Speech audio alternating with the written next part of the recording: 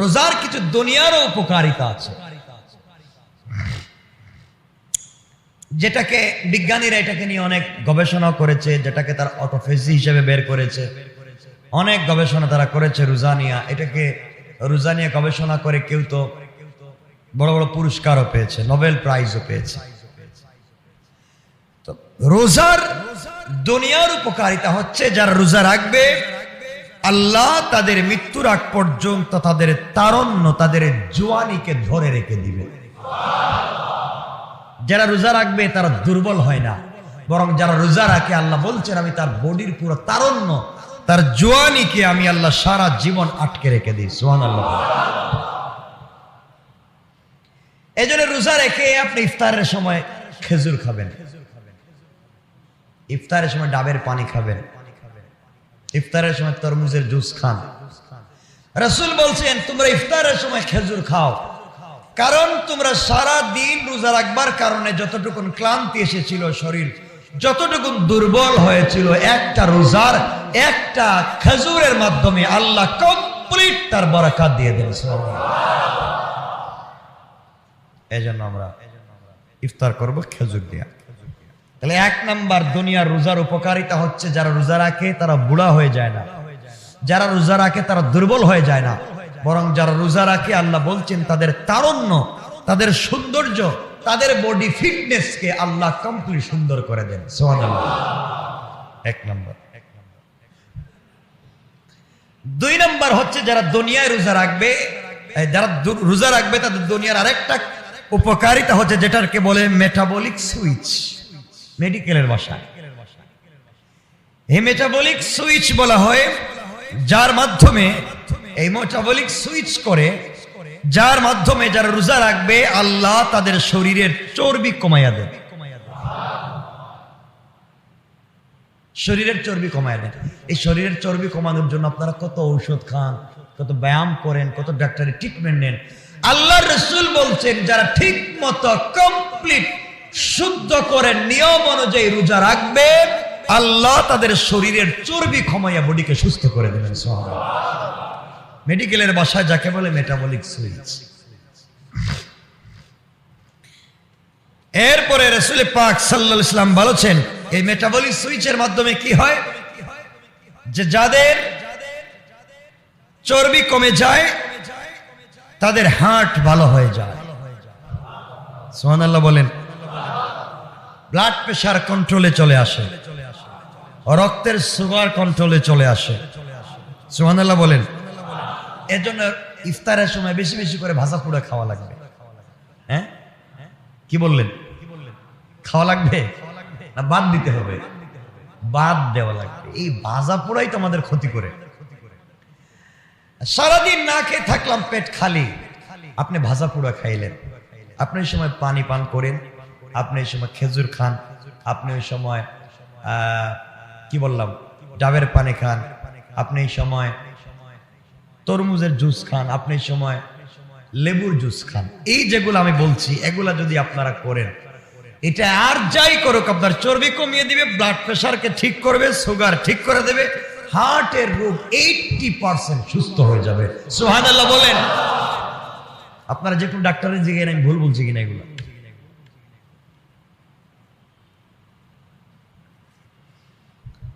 এরপরে তাহলে কি বললাম, এতগুলা বলছি। এক নাম্বার বলছি তারুণ্য, জওয়ানিকে আল্লাহ ধরে রেখে দিবেন মেটাবলিক সুইচের মাধ্যমে, আল্লাহ হার্ট ভালো করে দিবেন, চর্বি কমিয়ে দিবেন, ব্লাড প্রেশার কন্ট্রোলে দিবেন, রক্তের সুগার ঠিক করে দিবেন। এরপরে হচ্ছে যারা রোজা রাখবে তাদের পেটের যত রোগ আছে, পেটের রোগ আল্লাহ সকল পেটের রোগকে সুস্থ করে দিবেন। পেটের যত ধরনের রোগ আছে, পীড়া আছে, আল্লাহ সব সুস্থ করে দিবেন। এরপর আরেকটা হচ্ছে আপনারা যদি রোজা রাখেন ঠিক মতো, আল্লাহকে ওজন কমপ্লিট কন্ট্রোলে দিয়ে দেবেন, ওজন কমে যায়। রোজা রাখলে ওজন বাড়ে মনে হয়? হ্যাঁ না, বাড়ে না কমে? কমে। এই ওজন কমানোর জন্য আপনারা কত কত কিছু করেন, কত কসরত করেন বডিকে নিয়ে। আল্লাহ রাসূল বলছেন তোমরা ঠিক মতো রোজা রাখো, দেখবা ওজন কমে গেছে। সুবহানাল্লাহ বলেন। কিন্তু ওজন কেমনে কমে? রোজা তো রাখবেন, কিন্তু হুজুর ইফতার সামনে দেখলেন না খাই কেন পারি, যা মন চায় খাইতে খাইতে শুয়ে পড়ছে, তাও খাইতে আস। এভাবে খাইলে চলবে না, সব কন্ট্রোলে নিয়ে আসতে হবে ইনশাল্লাহ। বলেন রোজা রাখলে রক্তের সুগারের মাত্রা নিয়ন্ত্রণে চলে আসে, রক্তের এরপরে কোলেস্টেরল নিয়ন্ত্রণ চলে, কোলেস্টেরল যাদের আছে এটা বললাম চর্বি টর্বি সব নিয়ন্ত্রণে চলে আসে, ব্লাড প্রেশার নিয়ন্ত্রণে চলে আসে। এজন্য আমরা রোজা রাখবো ইনশাল্লাহ। বললেন না সবাই ইনশাল্লাহ। শুধু আপনি রোজা রাখবেন, দেখবেন অন্য ধর্মের লোকেরাও আজকালকে রোজা রাখে, অন্য ধর্মের লোকও আছে যারা আজকালকে রোজা রাখে। এজন্য আমরা আল্লাহ যদি আমাদেরকে কবুল করেন আমরা রোজা রাখবো তো ইনশাল্লাহ। আল্লাহ যেন আমাদেরকে কবুল করেন, সবাই পড়েন আমিন। আমি আরো কিছু সংক্ষেপ করে করে আপনাদেরকে বলে মূল বিষয়টা বুঝাবো। যে ব্যক্তি এই রোজা নিয়ে গবেষণা করেছেন, জাপানের বিজ্ঞানী, তার নাম হিসোনিরানি সিমি। এই বেচারা 2016 সালে নোবেল প্রাইজ পেয়েছিলেন। এরা রোজা নিয়ে গবেষণা করে, আর আমরা রোজা ভাঙ্গে খাই। হ্যাঁ, রোজা ভেঙ্গে খাবেন না। তিনি বললেন যে যারা দিনে 12 ঘন্টা থেকে 24 ঘন্টার ভিতরে একটা দীর্ঘ টাইম 12 ঘন্টা থেকে 24 ঘন্টা পর্যন্ত প্রায় রোজা রাখবে, তাদের দেহে একটা অটোফেজি একটা জিনিস চালু হয়, যে জিনিসের মাধ্যমে তাদের দেহের অনেকগুলা রোগ বিনা ঔষধে শুধু রোজা রাখলে সুস্থ হয়ে যায়। তাহলে 1 নাম্বার, অনেকগুলা বলছি, এর মধ্যে একটা হচ্ছে দেহের সেল পরিষ্কার করে, দেহের সেল কোষগুলা পরিষ্কার করে দেয় রোজা। সুবহানাল্লাহ বলেন। শরীরের ভিতরে ক্যান্সারের যতগুলা সেল আছে, কোষ আছে, উপকরণ আছে, রোজার মাধ্যমে দেহের সবগুলা ক্যান্সারের সেল ধ্বংস হয়ে যায়। সুবহানাল্লাহ বলেন। পেটের বুকের যত রোগ আছে সব আল্লাহ সুস্থ করে দেন। সুবহানাল্লাহ বলেন। রোজার মাধ্যমে ব্রেইনের কার্যকারিতা আগের চাইতে 80 গুণ বেশি বেড়ে যায়। শরীরের মধ্যে বড় কোনো রোগ হলে শরীর নিজে থেকেই সুস্থ হয়ে যায়। সুবহানাল্লাহ বলেন। ডায়াবেটিস কন্ট্রোলে চলে আসে, বার্ধক্য দূর হয়ে যায়, শরীরের স্থূলতা, মোটা বডি, কিন্তু মোটা বডি ওজন কম আছে না, এলালু বডি মোটা কিন্তু ওজন কম, এটা অনেক বড় রোগ। এগুলার থেকে আল্লাহ হেফাজত করবেন। দীর্ঘ রোজা রাখলে দীর্ঘ হায়াত লাভ করা যায়। সুবহানাল্লাহ বলেন না। এজন্য রাখবো তো ইনশাআল্লাহ। রোজা রাখলে স্ট্রোক যে হয়, ব্রেন স্ট্রোক হয়, হার্ট অ্যাটাক হয়, আল্লাহ রাসূল বলতেন যারা রোজা রাখবে 8-9 ঘন্টা না খেয়ে থাকবে, তাদের মস্তিষ্কের রক্তকণিকায় জমে থাকা চর্বি গলে গিয়ে নিজের পুষ্টি উপাদানের জন্য কোষদের সরবরাহ করে, যার মাধ্যমে ব্রেইনের রক্ত চলাচল স্বাভাবিক হয়ে যায় এবং ব্রেইন স্ট্রোকের ঝুঁকি 90% কমিয়ে দেয়। সুবহানাল্লাহ বলেন। এই যদি আপনারা ঠিক মতো রোজা রাখেন, দেখবেন ব্লাড প্রেশার একবারে কন্ট্রোল হয়ে গেছে, ওষুধ খাওয়া লাগতেছে না। ব্লাড প্রেশার এত বেশি হয়, দুর্বল কোষগুলা ব্লাস্ট হয়ে সবল কোষের সক্রিয়তাকে বৃদ্ধি করে দেয় এবং হারা অন্যায় যে কোষগুলো আছে এগুলা সব মরে যায়। সুবহানাল্লাহ বলেন। শরীরের মধ্যে যে আবর্জনা থাকে রোজা রাখলে এগুলা ফ্রেশ হয়ে যায়, নষ্ট হয়ে যায়। সুবহানাল্লাহ বলেন। সর্বোপরি আমরা যদি রোজা রাখি, আল্লাহ বলছেন তোমাদেরকে দুনিয়ায় আমি সুস্থ রাখবো আর আখিরাতে মরে গেলে বিনা হিসেবে জান্নাত দিব। সুবহানাল্লাহ বললেন না। এই হলো রোজার দুনিয়ার অনেকগুলো উপকারিতার কিছু উপকারিতা। এই জন্য আমার মুসলমান বন্ধুগণ গভীর মনোযোগ, আল্লাহ রাব্বুল ইজ্জত ওয়াল জালাল আমাদের সকলকে শ্রেষ্ঠ উম্মত বানিয়ে পৃথিবীর জমিনে প্রেরণ করে দিয়েছেন, আখিরি জামানার নবীর উম্মত বানিয়েছেন। আমাদের দাম কিন্তু অনেক বেশি। অনেক পয়গম্বরেরা, আমাদের রাসূলেরা আমাদের মতো উম্মত হওয়ার জন্য আল্লাহর কাছে আরজি পেশ করেছেন।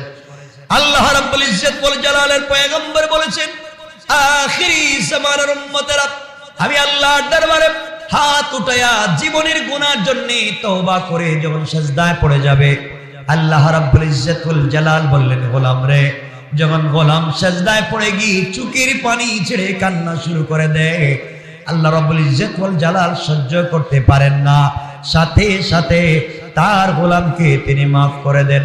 সুবহানাল্লাহ। আল্লাহ রাব্বুল ইজ্জত ওয়াল জালাল তার গোলামকে মাফ করে দেন। এই জন্য আমার বন্ধুগণ, দুনিয়ার জমিনে আল্লাহ রাব্বুল ইজ্জত ওয়াল জালাল কি চিনা লাগবে। আল্লাহ বলছেন, দুনিয়ার জমিনে চলার পথে তোমার গুনাহ হয়ে যেতে পারে, চলার পথে অন্যায় হয়ে যেতে পারে। আমি আল্লাহ জানি তুমি অন্যায় করে ফেলতে পারো গোলাম, আমি আল্লাহর দরবার থেকে তুমি দূরে সরে যাইও না। আমি আল্লাহ কথা দিলাম, জীবনে অপরাধ হয়ে গেছে তো কি হয়েছে, আমি আল্লাহ এখনো তোমার হায়াত রেখে দিয়েছি, এখনো তুমি জিন্দা, এখনো মসজিদের দরওয়াজা খোলা, এখনো আমার কদমে সেজদা দেওয়ার সুযোগ আছে। গোলাম রে, টেনশন করে পড়ে যাইও না। গুনাহ হয়ে গিয়েছে, অপরাধ করে ফেলেছো, যে কোনো ধরনের গুনাহ হয়ে গিয়েছে গোলাম। দুনিয়ার জমিনে কত মানুষকে কতভাবে সন্তুষ্ট করতে চাইলা, খুশি করতে চাইলা, সারা জীবন যাদের পিছনে গাদার মতো খাটুনি দিয়ে কাজ করলা, কাজ করেও তাদেরকে খুশি করতে পারবা না। রাত দিন অফিসের বসকে সন্তুষ্ট করবার চেষ্টা করেছ, অফিসের বসকে সন্তুষ্ট করতে পারলা না, নিজের ঘরের স্ত্রীকে সন্তুষ্ট করতে পারলা না, নিজের সন্তানকে পর্যন্ত সন্তুষ্ট করতে পারলা না। গোলাম, দুনিয়ার সর্বস্ব দিয়ে তুমি দুনিয়ার কোন মানুষকে 100% ষোলোয়ানা সন্তুষ্ট করতে পারবা না, কিন্তু তুমি যদি আমি রবকে একবার রব বলে ডাক দিয়া আমার কদমে তুমি পড়ে যাও, আমি 16 আনা তোমার উপরে খুশি হয়ে যাও। সুবহানাল্লাহ, জোরে পড়ে। এজন্য আমরা আল্লাহকে ভুলে যাব না। যে কোনো অন্যায় সংগঠিত হয়ে যাওয়ার পরেও আমরা আল্লাহকে ভুলে যাব না, আল্লাহ থেকে দূরে সরে যাব না, যত কিছুই করি না কেন। এই জন্য আপনাদেরকে যে কথা বলতে চাইব, যেখানেই থাকি, যে অবস্থায় থাকি, যেভাবেই থাকি, আমরা সালাত আদায় করব, নামাজ আদায় করব। আমরা যদি নামাজি হয়ে যাই, আল্লাহ রাব্বুল ইজ্জত ওয়াল জালালের হাবিব বলেছেন, প্রথমে আল্লাহ কিয়ামতের দিন সালাতের হিসাব নেবেন। এই হিসাব নেওয়ার সময় যদি আমরা কমপ্লিট আল্লাহর দরবারে সালাতের হিসাব দিতে পারি, আল্লাহ রাব্বুল ইজ্জত ওয়াল জালালের পয়গম্বর বলেছেন, আল্লাহর কিছুর হিসাব নিতে চাইবেন না। পড়েন সুবহানাল্লাহ। আমার বন্ধুগণ, একটা বিষয় আপনাদের দিকে নিয়ে যেতে চাই। এই দুনিয়ার জমিনে আল্লাহ পাক রব্বুল ইজ্জত ওয়াল জালাল জিবরিল আমিনকে অনেক ক্ষমতা দিয়েছেন। জিবরাইলকে আল্লাহ অনেক ক্ষমতা, অনেক পাওয়ার দিয়েছেন। এই জিবরাইল পৃথিবীর 1 সেকেন্ডের 1 কোটি ভাগের 1 ভাগের ভিতরে জান্নাতুল ফিরদাউস থেকে পৃথিবীতে আসতে পারে, সিদরাতুল মুনতাহা থেকে তায়েব পর্যন্ত যেতে পারে। পৃথিবীর সেকেন্ডের 1 কোটি ভাগের 1 ভাগের ভিতরে চোখের পলক পড়ে যাওয়ার আগে আগে, চোখের পাতা ফেলবার আগে আগে জিবরিল আমিন পৃথিবীর এক প্রান্ত থেকে অপর প্রান্ত যেতে পারে। জিবরাইল তিনি যা চাইবেন আল্লাহ তাকে দিয়ে তাই করাতে পারবেন। এত শক্তিশালী বানিয়েছেন, এত সম্মান আল্লাহ তাকে দিয়েছেন। তিনি আঙ্গুল দিয়ে ইশারা করলে গোটা পৃথিবীকে উল্টায় দিতে পারেন, হাতের তালু তিনি পাল্টাইয়া দিতে পারেন। কিন্তু আমার বন্ধুগণ, আমার ভাইরা, কথাগুলো মনোযোগ দিয়ে শুনবেন। এই জিবরিল আমিনকে আল্লাহ রাব্বুল ইজ্জত ওয়াল জালালের কাছে জিবরিল আমিন আল্লাহর কাছে আবদার করলেন, আল্লাহ তাআলা আপনি আমাকে তৈরি করেছেন, আপনার কাছে আমি কিছু বিষয় জানতে চাই। জিবরাইলকে আল্লাহ বলছেন, জিবরাইল কি জানতে চাও? তোমাকে পৃথিবীর সব থেকে ভালো ভালো মানুষের কাছে তোমাকে পাঠাবো, পয়গম্বর যারা আছেন তাদের কাছে সুসংবাদ দিয়ে তোমাকে পাঠাবো, ওয়াহি দিয়ে পাঠাবো। আমি আল্লাহ তোমাকে বড় সম্মান দিয়ে তৈরি করেছি। জিবরাইল তুমি কি চাও? জিবরাইল তুমি সিদরাতুল মুনতাহা যেতে পারো, তুমি গোটা দুনিয়া প্রদক্ষিণ করতে পারো। 1 সেকেন্ডের 1 কোটি ভাগের 1 ভাগের ভিতরে চোখের পাতা ফেলবার আগে আগে গোটা দুনিয়াকে ভ্রমণ করতে পারো। এত ক্ষমতা তোমাকে দিয়েছি, তুমি কি আমার কাছে জানতে চাও? জিবরাইল বলছেন, আল্লাহ তাআলা আপনার কাছে জানতে চাই, আসমান জমিন আরশ কুরসি লৌহ কলম জান্নাত জাহান্নাম এত কিছু আপনি সৃষ্টি করেছেন, জিন্নাত ইনসান ফেরেশতা আপনি সৃষ্টি করেছেন, এতগুলা মাখলুকাত আপনি সৃষ্টি করেছেন। আপনার কাছে জানতে চাই, আল্লাহ তাআলা কি দিলে আপনাকে সন্তুষ্ট করা যাবে? কি দিলে সুলওয়ান আপনি সন্তুষ্ট হবেন? কি করলে আমি জিবরাইল, কি করলে আপনি খুশি হয়ে যাবেন? কি করা লাগবে? আল্লাহর কাছে জিবরাইল বলছেন, আল্লাহ তাআলা আপনি বলেন তো আপনাকে কি করলে আপনি খুশি হবেন? আল্লাহ বলেন, জিবরাইল রে, আরশ, কুরসি, লৌহ কলম, জান্নাত, জাহান্নাম, জিন্নাত, ইনসান, ফেরেশতা, পৃথিবীর সকল সম্পত্তি যদি আমাকে দেওয়া হয়, পৃথিবীতে যা আছে সব যদি আমাকে দেওয়া হয়, আমি আল্লাহকে সন্তুষ্ট করা যাবে না। কিন্তু আমার কদমে যারা একবার সেজদা করবে, এক সেজদার মাধ্যমে আমি আল্লাহ তার উপরে সন্তুষ্ট হয়ে যায়। সুবহানাল্লাহ, জোরে আওয়াজ করে। জিবরাইল বলছেন আল্লাহ তাআলা আরশ, কুরসি, লৌহ কলম, জান্নাত, জাহান্নাম, এমনকি পৃথিবীতে যা সৃষ্টি করেছেন সবকিছুর চাইতে কি আপনার কাছে একটা সেজদার দাম বেশি? আল্লাহ বললেন, জিবরাইল তুমি জানো না, গোলাম যখন একটা সেজদা আমার কদমে দেয়, আসমান জমিন একটা পাল্লা বানাও, একটা মিজান বানাও, এক পাল্লার মধ্যে পুরা জমিনগুলো উঠায়া দাও। পুরা জমিনগুলো উঠায়া দেয়া হলো, উঠায়া দিলাম, আল্লাহ উঠায়া দিলাম। এরপরে জমিনের যত সম্পদ আছে, খনিজ সম্পদ উঠায়া দিলাম। জমিনের স্বর্ণ, রৌপ্য, লোহা, তামা, দস্তা, পিতল উঠায়া দিলাম। গাছপালা যা আছে উঠায়া দিলাম। আয় আল্লাহ তাআলা যত বিল্ডিং বালাখানা আছে উঠায়া দিলাম, ঘর বাড়ি আছে উঠায়া দিলাম। আল্লাহ বলেন, এবার আসমানের দিকে যাও, এক আসমান, দুই আসমান উঠাও, সপ্তম আকাশ ভেঙে পাল্লায় উঠায় দাও। আল্লাহ উঠায় দিলাম। এবার জাহান্নাম উঠাও, আল্লাহ উঠায় দিলাম। জান্নাত উঠাও, আল্লাহ উঠায় দিলাম। সিদরাতুল মুনতাহা উঠাও, আল্লাহ উঠায় দিলাম। আরশে মুআল্লা উঠাও, আল্লাহ উঠায় দিলাম। আরশ, কুরসি, লৌহ কলম যা আছে সব উঠায় দাও, আল্লাহ উঠায় দিলাম। আর কি করব?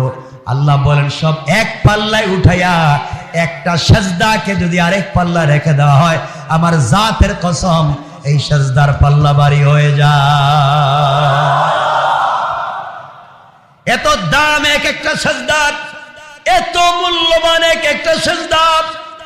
এই জন্য গোলাম আপনাদের পায়ে ধরে বলছি, বাইরে আল্লাহর কদমে সেজদা দেওয়াকে ভুলে যায়েন না।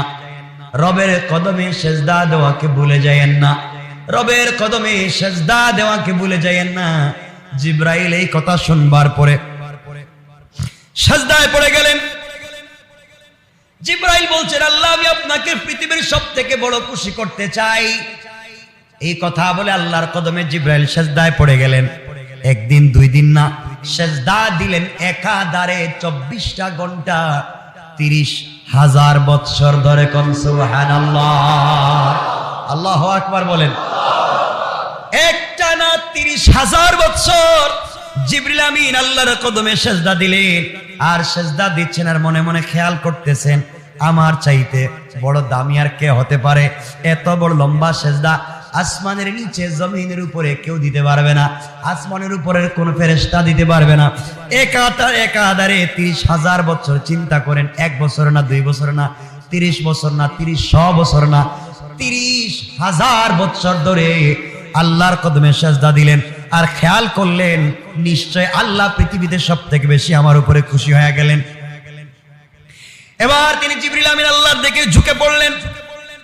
আল্লাহর পক্ষ থেকে কোন খুশির বাণী আসে কিনা, আল্লাহ খুশি হয়ে বলেন কিনা, জিবরাইল মাথা উঠাও, 30,000 বছর হয়েছে, মাথা উঠাও, আর সেজদা দেওয়া লাগবে না, আমি খুশি হয়ে গেছি।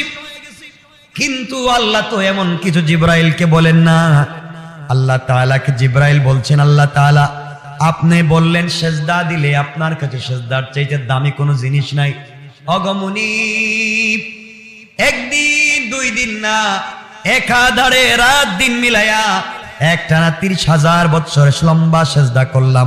আপনি কি আমার সেজদার প্রতি কোনো খুশি হন নাই? আল্লাহ তাআলা জানিয়ে দিলেন, জিবরাইল তোমার জবাব আমি দেব, তার আগে তুমি একটু আরশে আজিমের দিকে তাকাও। জিবরাইল বলছেন, আল্লাহ তাআলা 30,000 বছর সেজদা দিলাম, আপনি আমাকে বলেছেন সেজদার চাইতে একটা সেজদার সফর চাইতে দাম বেশি। 30,000 বছর সেজদা দিলাম, এখন আপনি বলছেন আরশে আজিমের দিকে তাকাবো। আল্লাহর কথায় জিবরিল আমিন আরশে আজিমের দিকে তাকালেন। তাকাইয়া আরশে আজিমে কুদরতি নূর দ্বারা ওখানে লেখা দেখলেন, লা ইলাহা ইল্লাল্লাহু মুহাম্মাদুর রাসূলুল্লাহ। জিবরাইল কেঁদে ফেললেন, আল্লাহকে ডাক দিয়া বলছেন, আল্লাহ 30,000 বছর সেজদা দিলাম, আপনি খুশি না হয়ে উল্টা আরশে আজিমের দিকে লেখা আছে কি দেখতে বলেন আল্লাহ তাআলা? লেখা তো দেখেছি, ওখানে তো লা ইলাহা ইল্লাল্লাহ মুহাম্মাদুর রাসূলুল্লাহ লেখা। জিবরাইল জিজ্ঞাসা করেন আল্লাহ তাআলা, আমার সিজদার সঙ্গে কালিমার কি মিল রয়েছে? আমার সিজদার সঙ্গে কালিমার কি সম্পর্ক? আল্লাহ তাআলা বলেন, ও জিবরাইল শুনো, আমি আল্লাহ এই দুনিয়া তৈরি করব এবং দুনিয়ার মানব জাতি জিন জাতির হিদায়াতের জন্য লক্ষাধিক নবী রাসূলকে পৃথিবীর জমিনে পাঠাবো। সর্বশ্রেষ্ঠ নবী মুহাম্মদ সাল্লাল্লাহু আলাইহি ওয়াসাল্লামকে পাঠাবো। এই নবীর উম্মতের উপরে আমি আল্লাহ 5 ওয়াক্ত নামাজকে ফরজ করব। আর প্রতি 5 ওয়াক্ত নামাজের মধ্যে 17টা করে রাকাত রয়েছে। 5 ওয়াক্ত নামাজের মধ্যে 17টা করে রাকাত আমার জন্য ফরজ করে দেব। প্রত্যেকটা রাকাতের মধ্যে 2টা করে সেজদা হবে। তাদের প্রত্যেকটা সেজদার মধ্যে ওই নবীর উম্মত 3 বার করে সুবহানা রাব্বিয়াল আলা পাঠ করবে। জিবরাইল তুমি জেনে রাখো, আমার ওই নবী মাহবুব নবীর উম্মত যখন সেজদায় গিয়ে সুবহানা রাব্বিয়াল আলা একবার বলবে, একবার যখন ডাক দিবে, তুমি যে জিবরাইল 30,000 বছর সেজদায় পড়ে যে সওয়াব কামিয়েছো, ওরা একটা সেজদায় একবার সুবহানা রাব্বিয়াল আলা বললে 30,000 কেন 30 কোটি বছরের সওয়াব দিয়ে দে। আল্লাহু আকবার বলে। ও জিবরাইল, এই জন্য খুশি হই নাই, তুমি 30,000 বছরের সেজদা দিয়েছো, আর আমার নবীর উম্মতেরা 30,000 বছর তুমি জানে কি অর্জন করতে পারবে। আমি আল্লাহ আমার বান্দার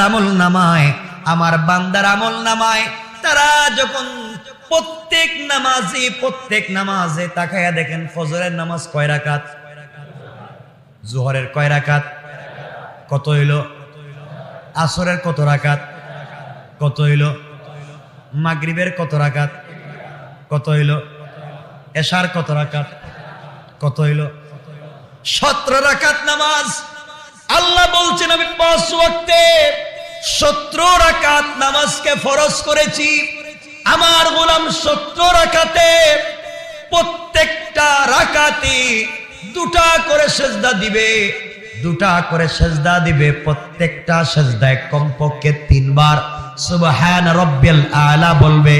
ও জিবরাইল, আমার ওই গোলাম সেজদায় গিয়ে একবার যখন সুবহান রাব্বিয়াল আলা পড়বে, তখন 30,000 কেন, তোমার 30,000কে 40,000 গুণ বাড়াইয়া যে সওয়াব হবে, এক একটা সেজদার এক একটা সুবহানাল্লাহ তার চাইতে বেশি সওয়াব দিয়ে দে। এই জন্য আল্লাহর হাবিব বলেছেন, এক একটা সুবহানাল্লাহ যদি বলা হয়, আসমান জমিনে যতগুলা খালি জায়গা আছে চোখে দেখা যায় না, এক একটা সুবহানাল্লাহ বললে পুরা দুনিয়া আল্লাহ সওয়াব দিয়া বড় দেয়। কোন সুবহানাল্লাহ। আমার বন্ধুগণ, এই জন্য মুসা আলাইহিস সালাম কেঁদে কেঁদে আল্লাহকে বলছেন, আল্লাহ তাআলা আপনি যদি আমাকে নবী না বানাইয়া এই নবীর উম্মত বানাইয়া দিতেন তাহলে আমার জন্য উত্তম ছিল। আজকে আমরা এই নবীর উম্মত, কিন্তু আজ আমরা সেজদার দিকে খেয়াল নাই। এই জন্য যুবক তোমাকে বলছি, ভাই তোমার পায়ে ধরে বলছি, যুবক বড় গুনাহ করে ফেলেছো, মসজিদে আসো। পেরেশানিতে আছো, মসজিদে আসো। কাপড় নাই, মসজিদে আসো। কোন অবস্থায় আছো জানতে চাই না, মসজিদে আসো। একটাবার রবের কদমে সেজদায় পড়ে যাও। গোটা দুনিয়া আল্লাহকে লিখিয়ে দিলে খুশি করতে পারবা না, একটা সেজদা দিলে তার চাইতে বেশি খুশি করতে পারবা। কোন সুবহানাল্লাহ। পারবো তো ইনশাআল্লাহ? বলেন ইনশাআল্লাহ। এই জন্য কথা লম্বা করতে চাই না, যেহেতু রমজানুল মুবারক, কথা লম্বা করতে চাই না। আমি একটা পুরাতন কথা আজকে আবার মনে করাই দিচ্ছি, আপনাদেরকে মনে করাই দিচ্ছি। বন্ধু, যে অবস্থায় থাকো না কেন নামাজকে ভুলে যাইও না, যে অবস্থায় থাকো রবের কদমে সেজদা দেওয়াকে ভুলে যাইও না। এই জন্য আপনাদের পায়ে ধরে বলতেছি, বন্ধুদের পাল্লায় পড়ে যদি মদের বারেও গিয়ে চলে যান, যেখানেই যান, যেখানেই থাকেন, যে অবস্থায় থাকেন, নামাজ পড়বেন। কথা দেন আমাকে। যেখানেই থাকো নামাজ পড়ো, নামাজকে ভুলে যাইও না, নামাজকে মনে রাখো। এক একটা সেজদা কোটি কোটি বছরের ইবাদতের চাইতে বেশি দাম। আল্লাহু আকবার। এই জন্য সেজদা ভুলে যাইও না, এই জন্য রাসূল আল্লাহর কদমে সেজদা দেওয়াকে ভুলে যাইও না। পারবো তো ইনশাআল্লাহ? কথা দেন, মনে রাখবো তো ইনশাআল্লাহ? অনেকগুলো লম্বা আলোচনা সংক্ষেপ করে বলতে চাই, কারণ ইফতার আছে না, আপনাদের আবার একটু রেস্ট নিতে হবে না, এজন্য লম্বা করতে চাই না। আমি শেষ কথা যে কথা বলতে চাই, আমি বারবার এই কথা বলি, যুবক তোমাদের পায়ে ধরে বলছি, পায়ে ধরে বলছি, তুমি বন্ধুদের পাল্লায় পড়ে মদের বারে গিয়েছো, মদের বারে গিয়েছো, মদ পান চলতেছে, নর্তকীরা নাচানাচি করতেছে, নামাজের সময় হয়ে গিয়েছে, আল্লাহর ওয়াস্তে মদের বোতলটা টেবিলে রাইখা দাও, তুমি নামাজে দাঁড়িয়ে যাও, তুমি নামাজে দাঁড়িয়ে যাও, নামাজে দাঁড়িয়ে যাও। আগে নামাজ পড়ো, তুমি তোমার রবকে সন্তুষ্ট করো। আগে নামাজ, তারপরে অন্য কাজ, আগে নামাজ তারপরে অন্য কাজ।